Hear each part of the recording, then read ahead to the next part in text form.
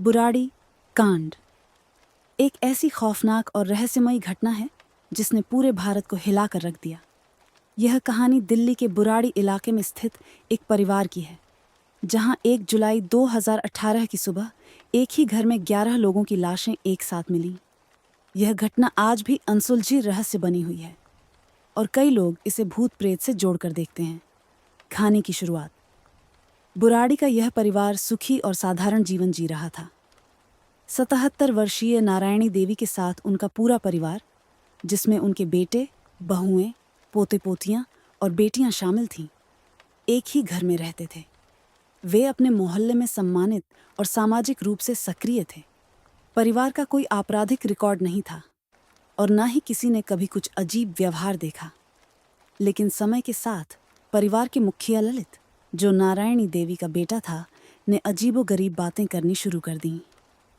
ललित ने दावा किया कि उसके मृत पिता की आत्मा उससे बात करती है और उसे निर्देश देती है। धीरे धीरे ललित के इस मानसिक भ्रम में पूरा परिवार शामिल हो गया। यह माना जाता है कि उन्होंने एक अनुष्ठान के रूप में कुछ खास धार्मिक क्रियाएं शुरू की, जो कि परिवार को मुक्ति दिलाने के नाम पर की जा रही थीं। डरावना अंत। 1 जुलाई की सुबह जब पड़ोसियों को परिवार के किसी सदस्य से संपर्क नहीं हो पाया, तो उन्होंने पुलिस को सूचना दी। जब पुलिस घर के अंदर दाखिल हुई तो उन्होंने देखा कि परिवार के 10 सदस्य घर के अंदर छत से लटक रहे थे और उनकी आंखों पर पट्टियां बंधी हुई थीं। सबसे बुजुर्ग सदस्य नारायणी देवी का शव एक कमरे में फर्श पर पड़ा मिला। घर में किसी भी तरह के संघर्ष या जबरदस्ती घुसपैठ के संकेत नहीं मिले। पुलिस को घर में एक डायरी मिली जिसमें ललित के हाथों से लिखे गए निर्देश थे। इसमें लिखा था कि यह सब एक धार्मिक अनुष्ठान का हिस्सा था जिसके जरिए उन्हें मोक्ष की प्राप्ति होनी थी।